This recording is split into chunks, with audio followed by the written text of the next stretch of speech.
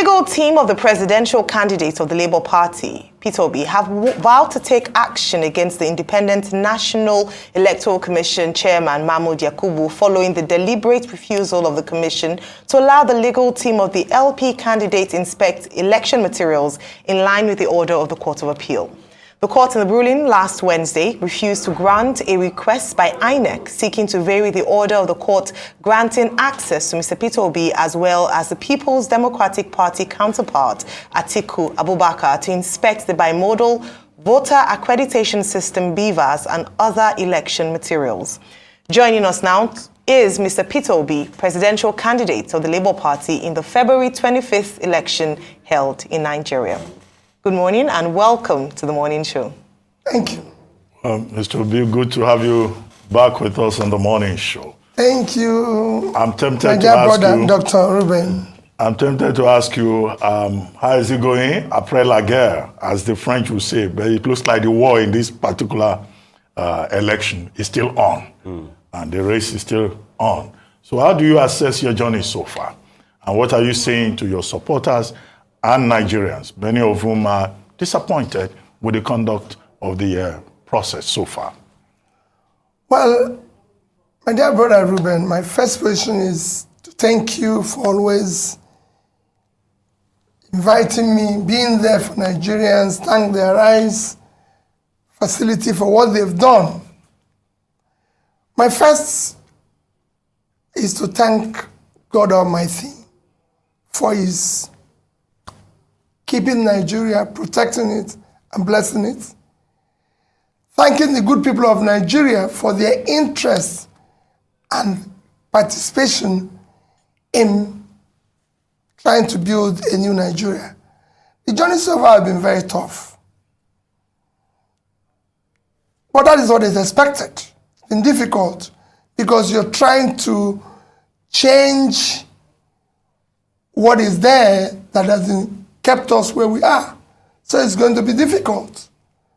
But if you look at the last election, as you know, it's probably the worst election considering in this particular republic, considering the 2022 electoral law, which was meant to improve our overall election process, and the continued and consistent promises of the chairman of INEC that this is going to be the best thing that has ever happened to Nigeria and everything. And you could see it in all the editorials, in all the international newspapers from Financial Times, The Economist, Wall Street Journal, everybody, including Chatham House, where even the chairman was there. He has questioned the rating of the country. And for me in particular, it's one of sadness. 63 years after Nigerian independence, we can't conduct simple election. Talk less of any other, just election. That's what all the promises. And it's not as if we're too big or too this. The world's biggest democracy, India today, have about 900 registered voters. In their last election, 67% participated, over 600 million, which if we look at our 24 million, that's 25 times our size. Yet the infractions were less than 5%. In our own, opposite is the case. However, my appeal to Nigerians is to remain, to my obedient family, to Nigerians is to remain calm, remain prayerful, for our country, Nigeria. We have no other country except this one. And we will go through all legal, peaceful means to bring a new Nigeria, where everybody will be happy and proud to say, I'm a Nigerian. All right, I'm glad you talk about to remain prayerful and to remain calm. And the reason I say this is that some prominent Nigerians, church leaders, traditional rulers, and high net worth stakeholders are saying that though there are several infractions, the outcome of the election is the way God wants it, and it should be allowed. So on one hand, you're saying remain prayerful and calm, but we'll still go to court. Others are saying for the peace of Nigeria, remain prayerful, calm, and accept this as God's will. What do you have to say to that? Well, I'm very respectful to prominent Nigerians, especially church leaders, traditional rulers, and all that. And I remain very respectful to them. And I think they should be respected for what they represent in our society. But I disagree with them. What they're actually preaching is the problem of Nigeria. The problem of Nigeria is accepting wrongdoing, accepting what is unacceptable. That is using God's name in vain. That's not what God said. God said, do not use my name in vain. So what they're saying is not God's wish. It is not God's plan for Nigeria. So why don't we accept that the 133 million Nigerians who are poor is God's wish?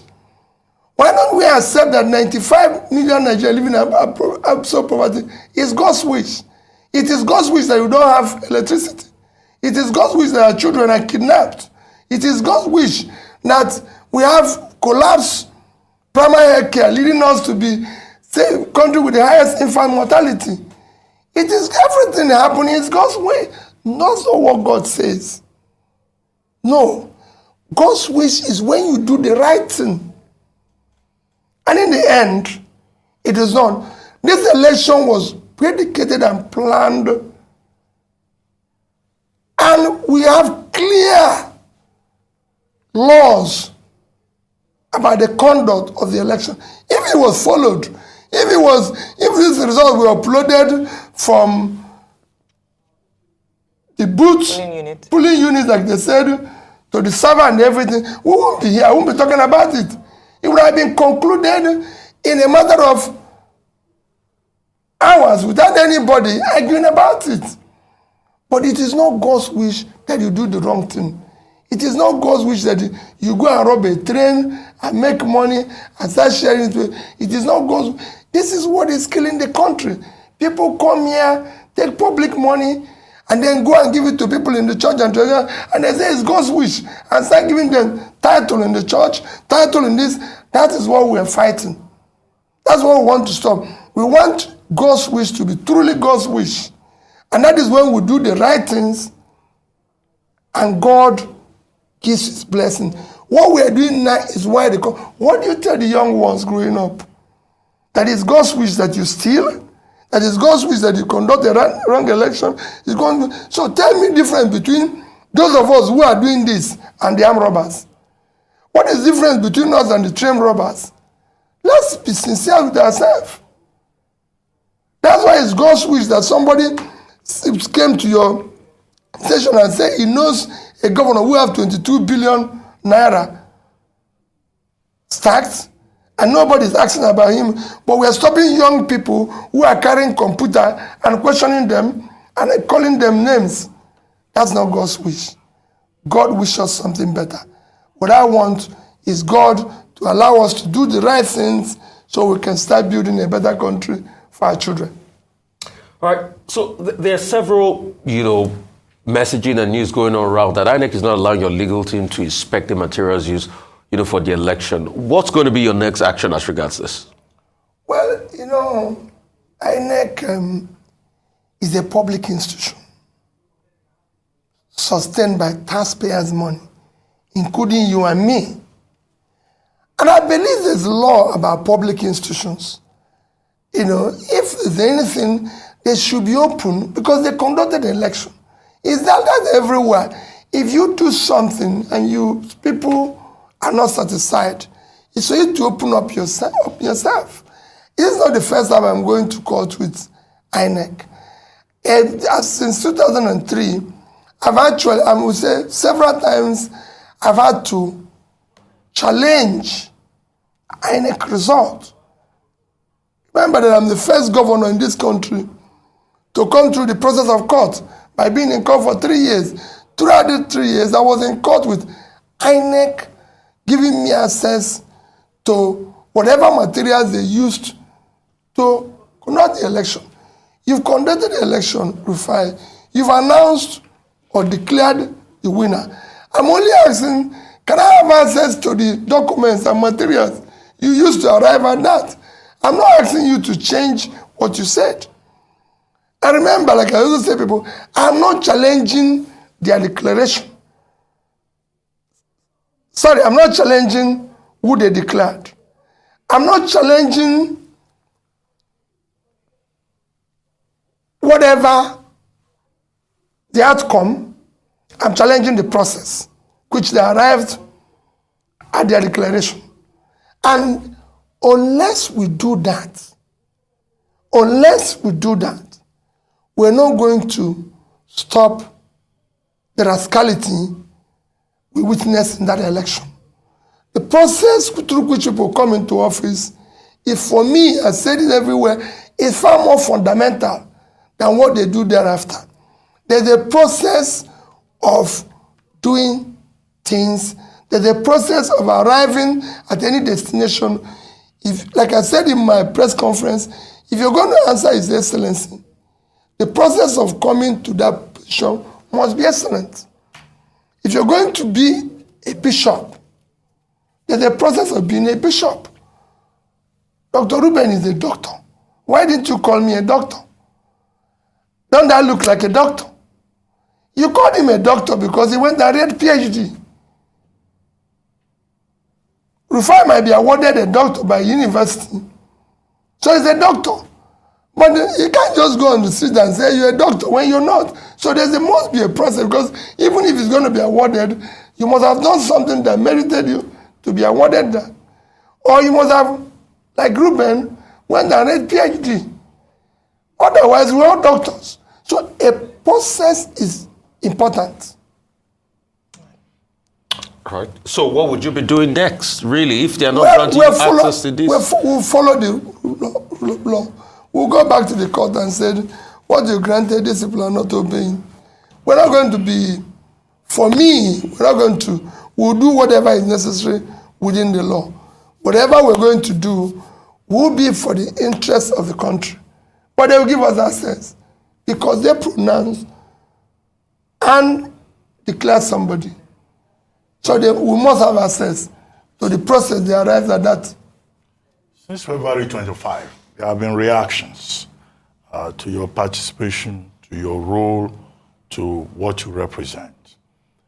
Governor Nyesom Wike of Rivers State says you are the hero of the entire process. And what is his explanation? His explanation is that you stopped PDP from winning in the traditional places.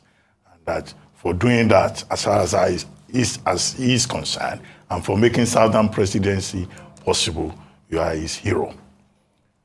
Festus Keyamo, spokesperson of the APC, also waded into the matter and said, in fact, that you have served your purpose in this electoral process, that the purpose that you were to serve was to help make Asiwaju Bola Ahmed Tinubu president-elect. That's his own reading of it.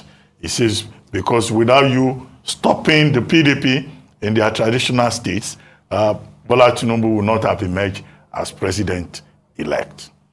Number 3, Reno Omokri, who is a spokesperson for the People's Democratic Party, says, well, APC may have rigged, but that Mr. Peter Obi was the perfect rigger in that election, and that you rigged in the Southeast, that he is surprised that a candidate will be reporting 97% of the votes from certain states of the Federation.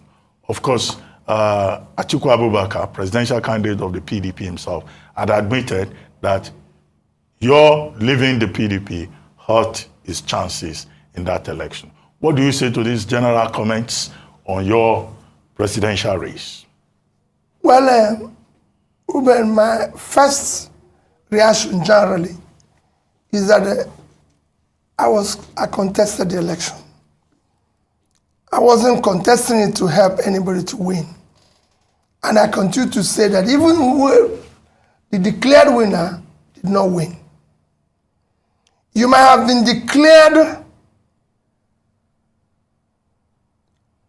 by whatever means, but you've not won the election. Ruben, to win is to win the people. Democracy is government of the people, by the people, for the people. That means if you must win the people. But if you don't win the people, you've not won. And I can tell you, the last election, the declared person did not win. However, that is what we're challenging. The rascality is what we're challenging. On the various comments, let me use the issue of Reno or mockery. Ordinarily, I won't comment on anything because I only comment on or reply fellow presidential candidates, not their spokesperson, because they're not contesting. But since something that I have never participated or been part of was mentioned, I need to reply it. Ruben, I have never, and I will never, ask anybody to add one vote for me that doesn't rightfully belong to me. I've never paid anybody to rig election for me. Go all over Nigeria and ask anybody in INEC, the so-called EOs, resident commissioners, everybody, whether any of them have met Peter Obi saying do this. Go and ask police, army, anybody. Never. They are referees. It is their job to do their job. I've never. This show where I got 97% is in Anambra State. Reno Mokri forgot that in 2019, go and check the records, where PDP had the highest vote was in Anambra State. When in 2019, when I was vice presidential candidate to Atiku, our vote in Anambra State was 95 point something, almost 96%. That's where PDP got the highest vote, because I was on that ballot. And they know me. Ruben, I live in Onitsha. If you want to know whether I get 95% in Anambra State, come and go to Anambra State with me. I don't need police. When I come out, you see the reaction of the people. In fact, I'm actually surprised I didn't get 100%. I'm telling you, because I don't know who will be voting against me in Anambra State. In the Southeast, it's a similar situation. People know me. People know what I stand for. People know I've kept to my promises. People know I've kept to what I've said. It's a simple thing. It's like people go about and say, oh, he got votes in Lagos because of the Igbos. Remember how many Igbos live in Lagos? I got more votes from the indigenous in Lagos than those who are, you can call visitors. Are the Igbos in Nasarawa? Are the Igbos in Plateau? Are the Igbos in Abuja? In rivers, where you know that the governor came out against me, is everything.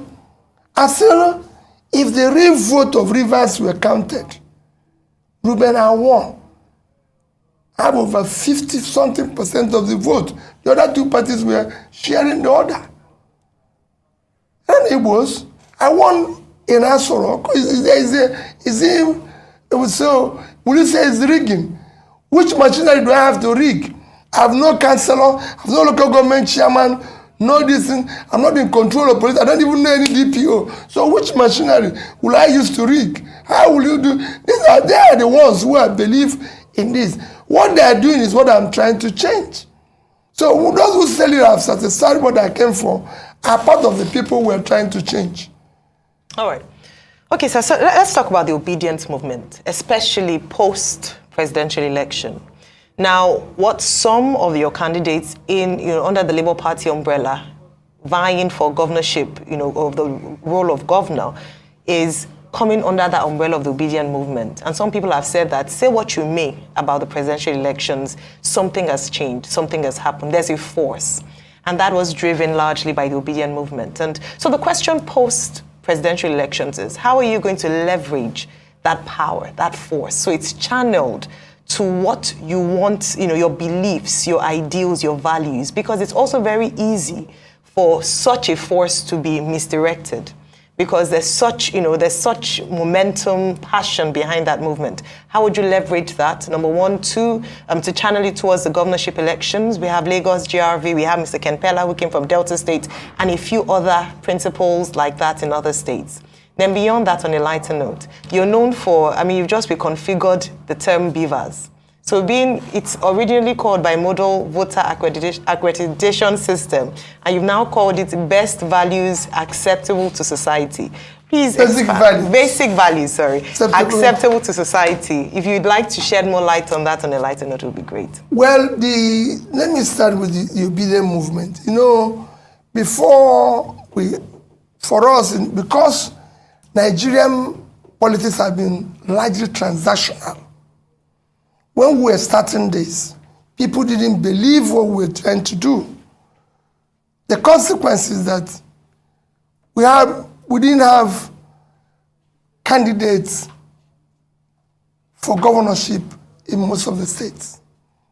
Because being a transitional thing, people who like to be where things are being shared. So nobody believes that a party without councillor, local government chairman, can come up and become something. So we didn't have, in most places, candidates. In few places, we were able to have candidates, some of which you have mentioned now, who are, I can say, are first-class candidates. You just mentioned two of them, and I believe and I support them that they should be supported by the obedient family and the people, because they will do good work.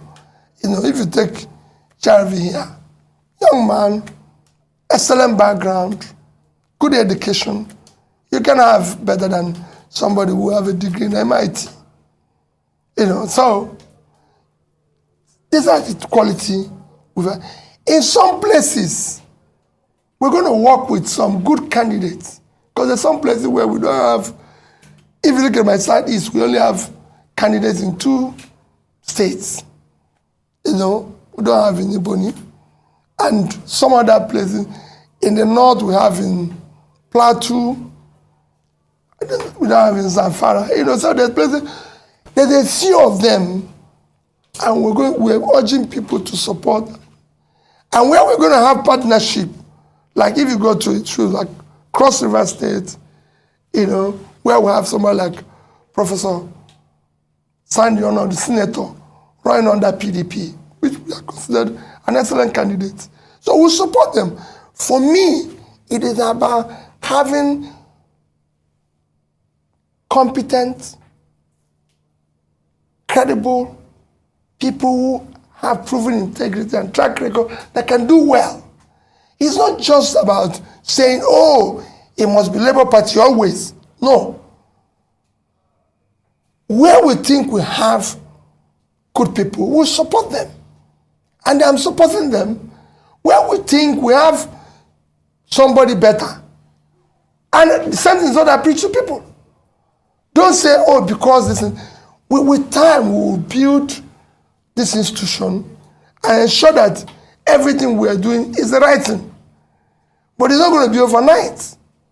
So for me, I want people to, in states where we have good candidates, we're going to support them. We're going to make sure it works. And where we don't, we'll be honest to the people. Because what we're trying to do is to build a new politics that will thrive on character, competence, capacity, and compassion, and telling people the truth always. That's why I got 95%, 97% in Anambra State, because everything I said, I did. Where is impossible, I told the people the truth, not telling them lies. Accounted for their money. When I said the beavers should be basic values acceptable to society, what makes a society is values. The values they accept, the values they tolerate, just like you said now that priests and bishops or this said it's God's wish. How could God wish that people are poor? So how could God wish that Nigeria is in darkness? Okay. No, it is not God's wish. Okay. Real quickly, I'd like to ask you this. Has presidential candidate of the APC, Bola Ahmed Tinubu, has he called you? Because he says he's been reaching out. Has he reached out to you? Have you spoken? That's number one. Number two will be, what would you say about now the ethnic strife that has resulted in the governorship contest in Lagos? They are now pitching the Igbos against the Yorubas. And secondly, what would you say about people that are saying some people are too young to be governors in Lagos because they're just 40 years of age? Well, thank you, Rufai. You know, first that I've always said that the APC presidential candidate is an elder brother. I can even call him a father. And I have all respect for him and everything. I've not been opportune to speak with him. You know, I don't have any issue with him. I respect him and I'll continue to do so. I'm only challenging the process in which he was declared winner. Because that process is wrong. And that process must be corrected. I believe that the things must be done rightly.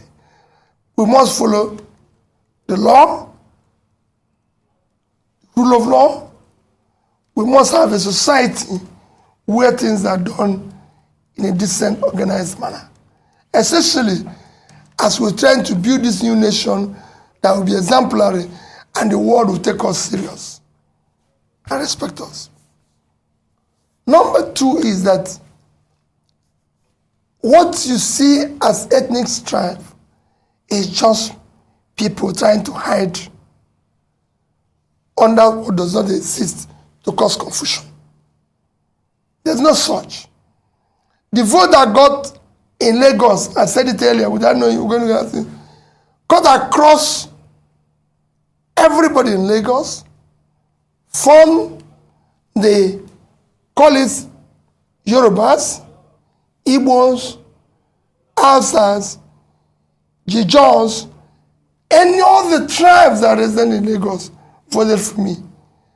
I can tell you that I have a lot of people who I know have truly Yoruba, who are actually supporting me 24 hours. And it shouldn't be. In 2003, Obasanjo got over 90% of the votes in the entire Southeast. That's why the fact that our own revered leader, Ojukwu, was contesting. Nobody shouted at anybody. Nobody said, I won't do business with the Yorubas or with the Northerners or with anybody. He failed in the Yoruba land. But we gave him more votes in the Southeast, even when our own revered leader was contesting. Nobody quarreled with it. We have Yoruba people who live in the East. Don't think that it's only here. I can tell you in Onitsha, where I live, two prominent people that I deal with are completely from the Southwest. And they were there. Nobody had asked them. There were people doing their business who have democratic right to vote whoever they want. And I can go back to history. In 2011, we voted for Jonathan. He got more votes in the Southeast than he got in South-South. When Abiola contested the election, he had more votes in the Southeast. Even when his vice presidential candidate is Muslim from Kanu, and from I don't know where King Ibe came again, maybe from the north. When Tofa had an Igbo man as vice presidential candidate, a respected Igbo man, yet Abiola won. And when that election was annulled, Go and check the principal and people who actually lost more in Nedeco. It is the Igbos. We lost more in Nedeco. It is the RAF of this whose business were ruined. Go and check it. So when people bring what is not there, so who are those who voted for me in Abuja? Were the Igbos? Nobody got 25% in Abuja among the two parties. Is it the Igbos who voted for me in Jos, in Plateau? Is it the ones in Nasarawa? Is it the Igbos in occupying Nasarawa? The governor of Nasarawa said I won't get 10% of the vote in Nasarawa.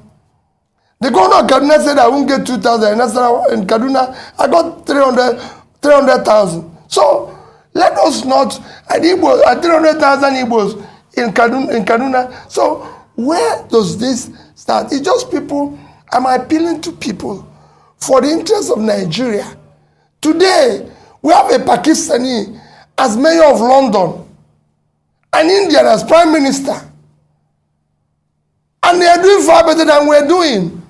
In this place that is not even working, we're still trying to divide ourselves based on, and that's what we're trying to remove. It is this rascality, it is this structure we're trying to remove that brings this hatred, which we must remove in this system. So that the system can work. When people can no longer compete based on character, competence, compassion and capacity, they resort to ethnic, religious, and be shouting, oh, Peter campaign on religion, oh, Peter campaign on, but they are the ones doing it. I've never in any way told anybody in any church, in any gathering, vote for me based on this. I've said it, do not vote for Peter to be based because of this part that is from the Southeast. People voted for me on issue of somebody being young and old. It's laughable. It's actually, we should actually stop people from being old and contest. If I have my way, if we can retire our bishops at 70, retire our professors at 70, Supreme Court at 70, it's time we put age for this our politics so that people can also retire. Because there's a reason why we say at 70, 75, people should go and rest. So let us, is these people that are saying it that are bringing confusion? Age of 40 is age where people are becoming or became president in America, the world's biggest economy, 25 trillion. And you're just 400 billion. And you're talking about age. That is the right age, the right background, the right education. Mr. Peter, we've been talking about the presidential election. But your party, despite the criticism that you had no structure, you had no representation in the National Assembly, ended up getting into the National Assembly. 6 seats in the Senate, 34 in the House of Representatives. I would like you to comment on that. And then second, this issue of INEC not allowing you access to inspect election materials. Now, Yusuf Tanko, the spokesperson, chief spokesperson of your party, has now served notice that INEC was duly served a CTC copy of the court order on March 3. INEC was reminded on March 6, and that the only option now available to the Labour Party is to picket to INEC offices nationwide in a peaceful protest, he says.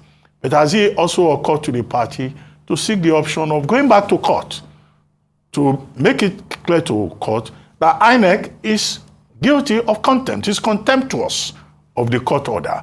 Or the only measure you want to adopt is that of the peaceful street protest to INEC offices? Those two issues. Thank you, Dr. Abati. We'll apply both. Because you have a situation where you cannot even imagine. INEC is an institution backed by law. The court have given an order, a ruling. They are not obeying it. Where do we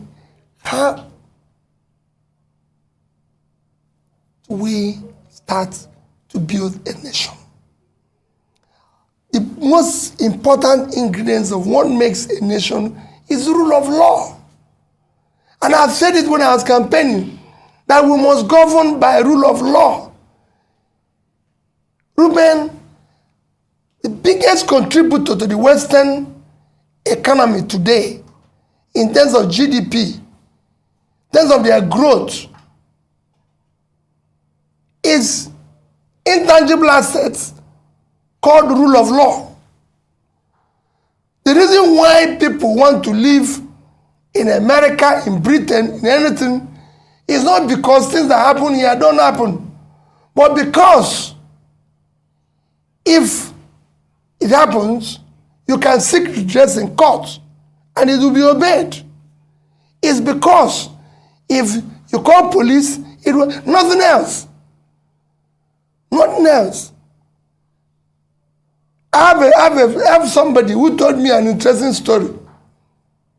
He said he had a wife in Nigeria, and he would shout at his wife, do whatever he likes, and then suddenly something happened and he went to the UK and he shouted and the wife called police, and police came and he was still shouting in front of police, and the police told him that he shouldn't come near 1 mile radius of his house because of the way he's behaving. You didn't remind them that he paid dowry as a Nigerian. He told me, said, all he wants is to go back to Nigeria with his wife. Why? There's law and order. And that's what we are lacking here. Ruben, we must live in a society that is organized.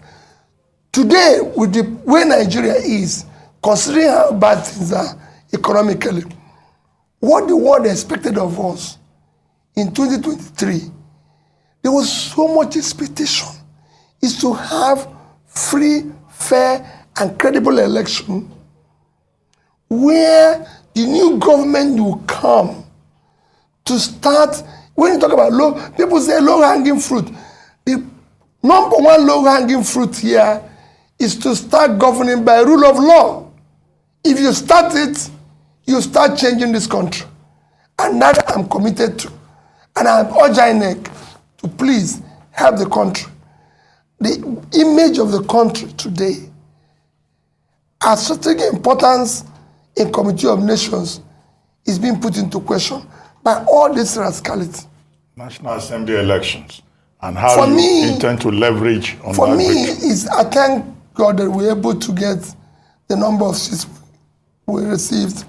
I hosted the candidates after they received their certificate and urged them to know that we are committed to a new Nigeria. And we must do things differently. We must support what is right. We must go there to work hard and everything. And I'm sure they will. We also said we'll have a retreat after this. Ruben, the things we need to do going forward for Labour Party, for them, we need to build a democratic institute that will be able to teach people what their job is all about and what they're expected to do. It is not just you've won an election, it is now time for you to be part of the confusion that exists, to make it transactional. We now want to leverage and talk. We're talking with different organizations, different countries that can help us to build a proper democratic institution that will teach our people, including me, what governance is all about. All right, great point. Now, I just want to ask, following that you received or you hosted the 40 Labour candidates who emerged winners for the National Assembly elections. So So people have asked the question, or some of your critics have asked, that if you're celebrating the National Assembly elections of victory, is it not the same process as with the presidential election? Because you're saying that what you're going to court for is to challenge the process by which the president-elect was declared winner. So is it the same? Why have you accepted the results of the National Assembly elections in favor of the Labour Party candidates and not accept the same process, as it were, that also had the president-elect emerge as winner? And the second part of the question as well is that there are also questions around your support of gubernatorial candidates. So a case in point is in Enugu, where you have Chijioke Edoga and Frank Oweke Jr. of APGA Party. There seems to be some, lack of agreement in your party as to who to support in that state. I'd just like you to clarify that today. Okay, very, very good question. Let me tell you in Enugu, let me start with the issue of Enugu. The issue of Enugu is because the Aisha Yusuf tweeted in support of Frank Oweke. Let me clarify to you now. The obedient movement are not necessarily Labour members. You have to know that. There's so many people in the obedient movement who have nothing to do with Labour Party. There's so many groups within that. There's so many people. Someone like Aisha Yusuf is not a member of Labour Party. And it says so. And however, we even have what we call the big tent, which is where everybody is gathered. I have people who are supporting me today as a presidential candidate who have nothing to do with Labour Party. People like Atedo Peter Side, for example. And I have many people of that said they believe that I can do this job. And I'm sure there's so many of them in Arise who are not members of Labour Party, but they believe in what I'm doing. So they have right to also choose who they want to support. Based on what I said, it's a choice. But as a Labour Party, which I'm a member, and again, the party is far more supreme than any individual.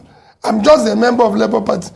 Labour Party have chosen through this process that is verifiable and straightforward, Chijioke Edoga is our candidate.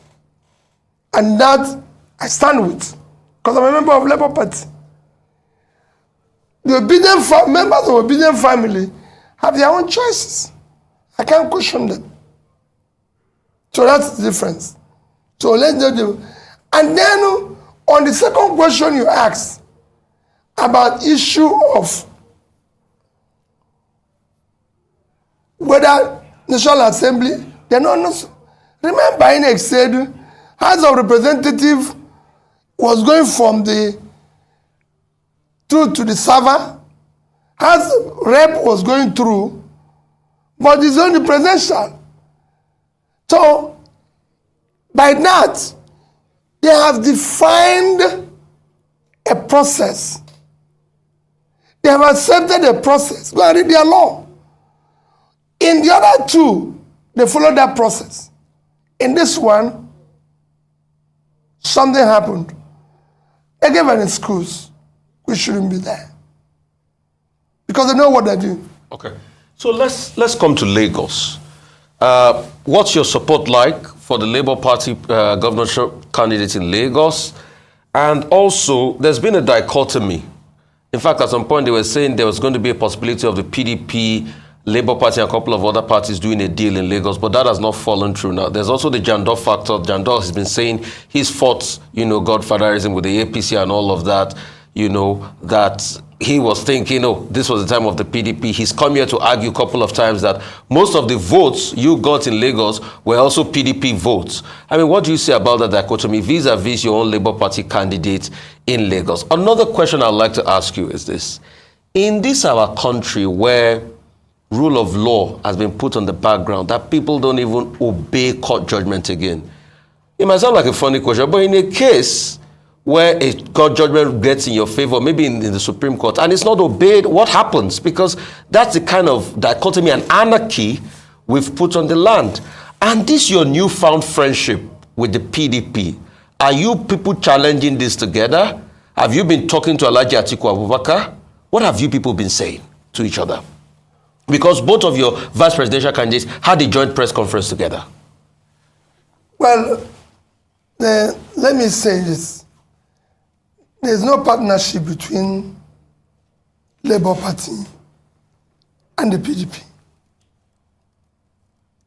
Both of us are challenging a process that is wrong. That is acceptable. The process is wrong, and we're challenging it because we're all participants. It's like there's several people are involved in a competition, and it goes wrong, and they come together and say, it happened. There's so many court challenges all over the world where maybe if you see the abroad where somebody have raped one woman, he went to court, several others who were raped by the same man comes out. They're not acting jointly, but because they have been a victim of the same man. But both of you are saying you won the election. No. Alhaji Atiku Abubakar is saying you won the election. You two are saying you won the election. No problem. That is why we want to check the process. It is not the process that will say who actually rightly received the highest number of rightful votes cast in the said election. Because what is important is who received the highest number of rightful votes cast in the election and who has the spread. So if we do the right things, this is what we are claiming now is because of the confusion that was deliberately created by INEC. If they had done the right things, we won't be here. Nobody will be arguing. Like I said, I have my respect for Atiku. My respect for him remains as long as I live. He's a respected elder brother. You've been speaking to him? Of course. As regards this election? No, not as regards the election, but any other issue. We have always remained close. He's my respected elder brother. On issue of Nigeria, we are two different candidates. I'm committed to a new Nigeria, committed to doing things differently. And my commitment is total. But my commitment does not in any way affect my respect for him or Tinubu. I will remain respectful to them. On issue of Lagos, the Labour candidate in Lagos remains the best candidate. Is true and thorough Lagosian from a family that everybody is well known. His educational background, his age, everything is not in question. And he has the right age and the right energy. And I support him 100%.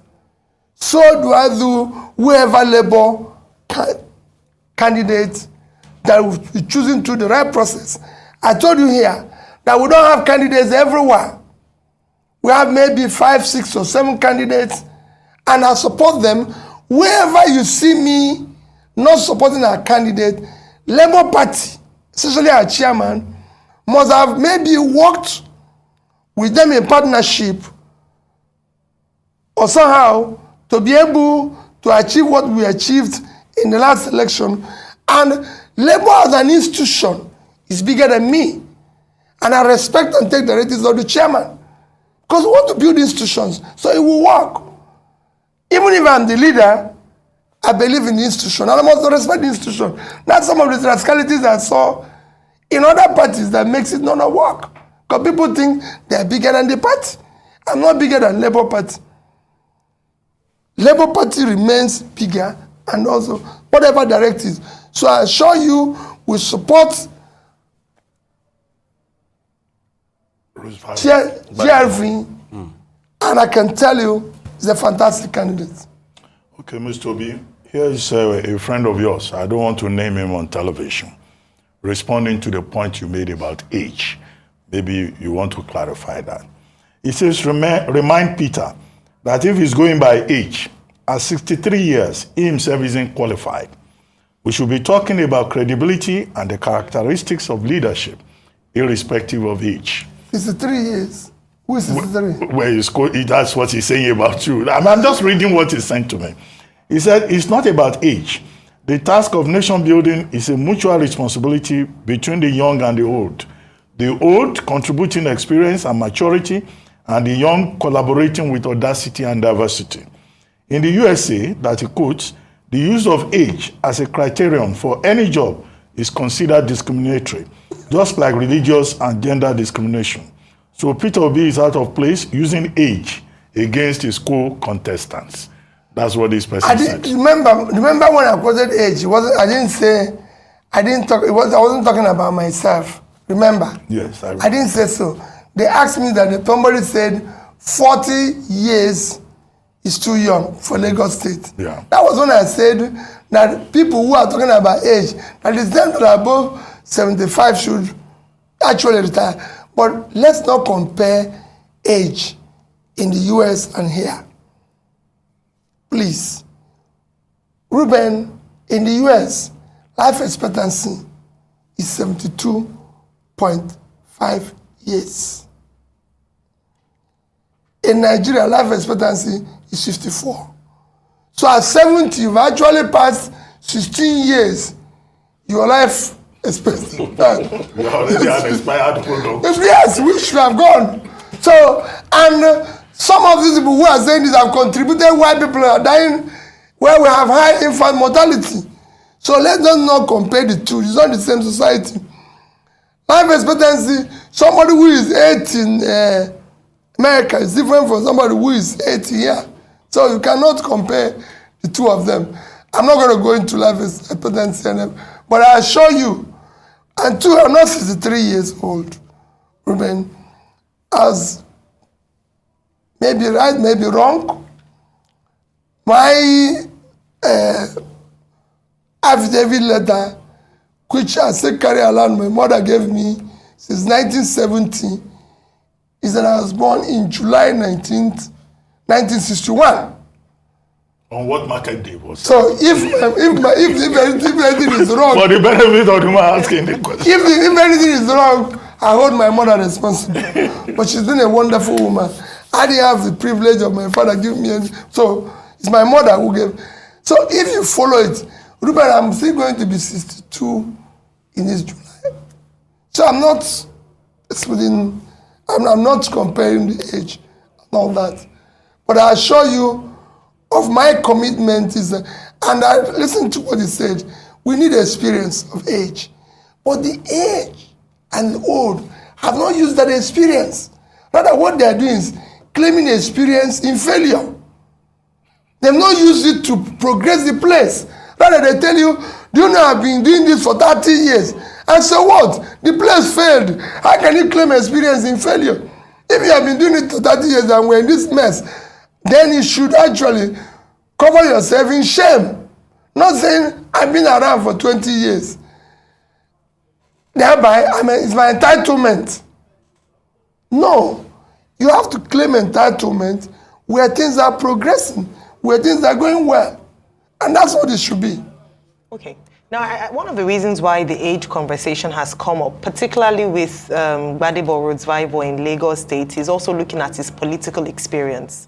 So beyond just his biological age, what some people have said is that he doesn't have that political heritage. He doesn't have that experience in governance and public service. I'd like you to speak to that, please, because it's beyond age. It's also the fact that, so you talked about the fact that he went to MIT, fantastic, Ivy League school. However, they're saying that if you're going to, govern a diverse, cosmopolitan city like Lagos, you would need more than an MIT certificate. What do you have to say to that? Which experience? When they talk about experience, my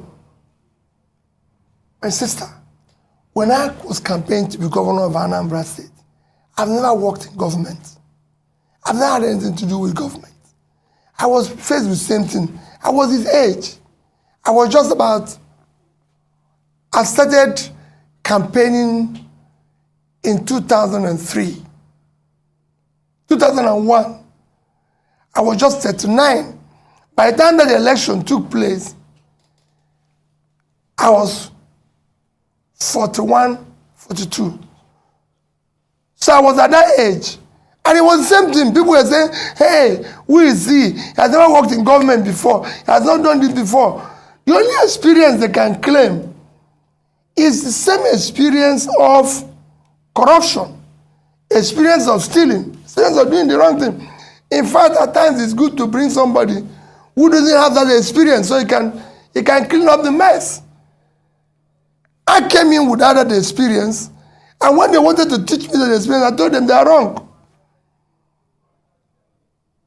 I recall telling my people to ask me, why will government of Anambra State have a lodge in Abuja?